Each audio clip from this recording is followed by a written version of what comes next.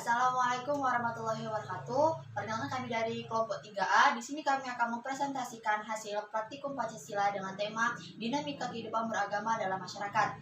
Adapun anggota kelompok 3A yaitu saya Radha Trina sebagai moderator, Rapina Gunawan sebagai pembawa materi 1, Reza Tiansi Anggreni sebagai pembawa materi 2, dan Aini Sapitri Putar-Putar sebagai pemateri 3.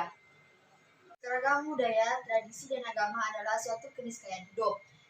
Sebab setiap orang atau komunitas pasti mempunyai perbedaan sekaligus persamaan. Di sisi lain, pluralitas budaya, tradisi, dan agama merupakan kekayaan tersendiri bagi bangsa Indonesia.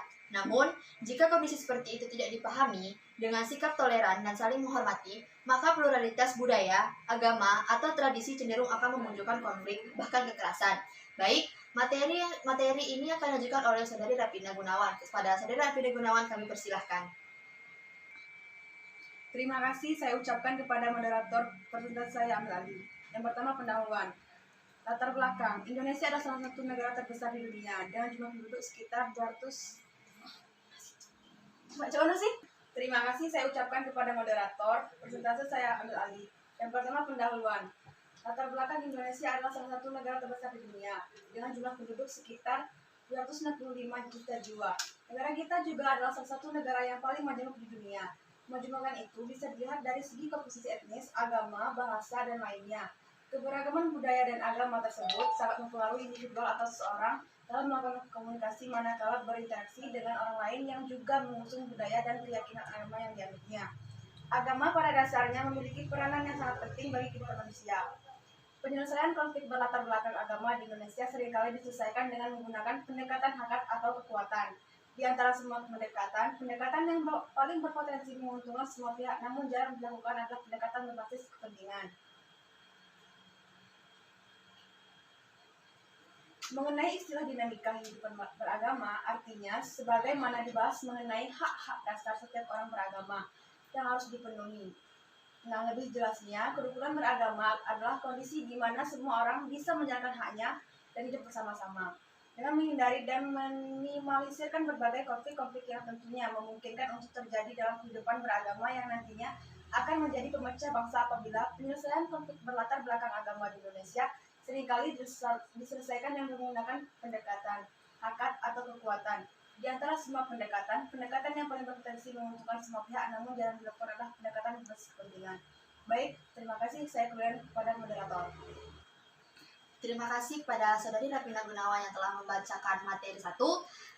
Selanjutnya materi 2 akan dibacakan oleh Saudari Reza Tiansi Anggreni. Kepada Saudari Reza Tiansi Anggreni kami persilahkan. Baiklah, terima kasih kepada moderator. Saya akan melanjutkan materi dari Rapina Gunawan. Permasalahan praktikum. Adapun permasalahan praktikum yang telah kami temukan, yang pertama, bagaimana konsep kehidupan beragama atau kerukunan antar umat beragama. 2. Seperti apa realita kehidupan beragama atau kerukunan antar umat beragama. 3. Apa saja masalah dari kehidupan beragama dan kerukunan antar umat beragama. Dan yang terakhir, bagaimana solusi untuk memecahkan masalah dari kehidupan beragama, kerukunan antar umat beragama. Next. Tujuan praktikum.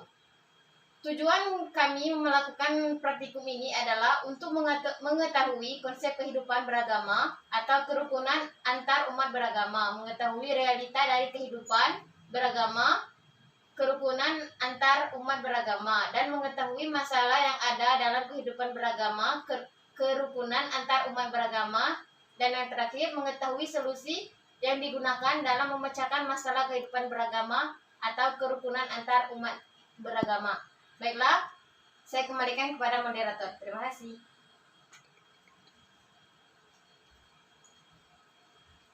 Baik, terima kasih kepada Saudari Reza Tiansi Anggreni yang telah membacakan materi kedua. Selanjutnya, pemateri 3 akan dibacakan oleh Saudari Aini Sapitri Putar-Putar. Pada Saudari Aini Sapitri Putar-Putar, saya persilahkan. Baiklah, terima kasih kepada moderator. Saya ucapkan. Baiklah, saya akan melanjutkan presentasi dari kelompok 3. Adapun materi selanjutnya yaitu tentang metode pelaksanaan, yang mana di sini ada 4 poin yang akan dibahas. Yang pertama yaitu waktu dan tempat pelaksanaan praktikum, yang mana waktu dan tempat pelaksanaan praktikum itu ada lokasi, yaitu lokasi tempat kami melakukan praktikum Masjid Jami Bengkulu, Jalan Lejen Suprapto, Tengah Padang, Kecamatan Ratu Samban, Kota Bengkulu, dan juga Gereja Huria Jitra Bengkulu. Adapun waktu pelaksanaan yaitu 18 November 2021. Pelaksanaan dilakukan sejak tanggal 15 November 2021 sampai 18 November 2021. Yang kedua yaitu metode analisis dan pembahasan data dan juga informasi. Metode yang digunakan melalui metode wawancara secara langsung terhadap beberapa pengunjung masjid dan juga kenaziran masjid. Yang ketiga, metode pengumpulan data dan informasi. Adapun metode pengumpulan data dan informasi yaitu melalui metode wawancara dan pengamatan secara langsung ke lokasi. Yang keempat, ruang lingkup praktikum. Pelaksanaan praktikum dilaksanakan di Masjid Jami Bengkulu dan juga Gereja Huria. Adapun ruang lingkup praktikum yaitu pelaksanaan praktikum dilakukan di Masjid Jami Bengkulu dan Gereja Huria Jitra Bengkulu dengan metode pengumpulan data primer. Selanjutnya yaitu hasil dan pembahasan. Gambaran umum lokasi praktikum. Selanjutnya yaitu hasil dan pembahasan. Berkaitan dengan hubungan antar umat beragama, Pancasila memaknai sebagai sesuatu yang ditujukan dalam rangka untuk menciptakan kerukunan antar umat beragama dan berkepercayaan terhadap Tuhan Yang Maha Esa dalam masyarakat Indonesia. Adapun gambaran umum lokasi praktikum, praktikum dilaksanakan di Masjid Jami Bengkulu, di mana letaknya yang pas di tengah kota menjadikannya selalu ramai oleh pengunjung, baik dari kalangan masyarakat setempat maupun pendatang. Yang kedua, nilai-nilai yang terkait pengamalan Pancasila. Masyarakat setempat memiliki toleransi dan menjunjung tinggi nilai luhur serta budaya. Nah, keberagaman suku tidak membuat mereka lantas berbeda pemahaman. Nilai keagamaan dan kesusilaan juga mereka terapkan dengan baik di lingkungan sekitar agar tercipta kehidupan bermasyarakat yang sejahtera. Yang ketiga, faktor penghambat. Yang menjadi faktor utama penghambat yakni permasalahan mengenai wabah COVID-19 sehingga ada beberapa agenda yang tidak terlaksana dengan rutin di masjid dan juga lingkungan masjid tersebut. Yang keempat yaitu faktor pendukung.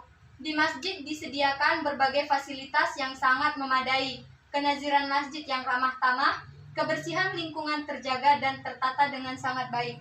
Nah, pada hasil dan pembahasan ini dapat saya ambil kesimpulan yaitu metode penelitian yang kami gunakan dalam pengambilan data informasi yaitu dengan metode pengumpulan data dan analisis data. Metode pengambilan dan pengumpulan data ini berupa data primer yang kami dapatkan langsung dari responden dengan cara pembagian kuesioner langsung dan melakukan wawancara terhadap beberapa orang di lingkungan masjid. Cukup sekian yang dapat saya sampaikan, kepada moderator saya kembalikan. Baik, jadi dapat disimpulkan dari praktikum Pancasila ini yaitu bahwa dinamika kehidupan beragama dalam beberapa pokok pikiran, masalah, dan solusi berkaitan dengan realita kehidupan beragama dalam hubungannya dengan proses pendidikan Islam di Indonesia, memberi ruang untuk memasukkan gagasan berupa betapa pentingnya masyarakat lebih mengetahui, memahami, dan menyadari adanya doktrin Islam untuk hidup rukun, saling menghormati, menghargai, dan kesiapan menerima perbedaan dalam pergaulan hidup sesama manusia dan beragama. Memberikan pengetahuan dan membiasakan hidup rukun, ini baik berbeda pemahaman dengan internal maupun perbedaan keyakinan secara eksternal. Mesti dilakukan melalui proses pendidikan sejak ini. Oleh karena itu, materi ajaran pendidikan agama Islam salah satunya memiliki orientasi untuk menumbuhkan kesadaran pentingnya saling menghormati dan menghargai dalam pergaulan masyarakat yang beragam keyakinan atau plural. Jadi, upaya peningkatan penguatan dan pengamalan nilai-nilai Pancasila tetap menjaga silaturahmi dengan cara tetap melakukan salat berjamaah di masjid, mengadakan ceramah dan pengajian setiap minggu maupun setiap harinya, menjaga keharmonisan dalam bermasyarakat, serta tidak memandang perbedaan sebagai suatu permasalahan. Baik, sekian hasil presentasi dari kelompok 3A. Apabila ada salah kata, kami mohon ampun. Kami akhiri. Wassalamualaikum warahmatullahi wabarakatuh.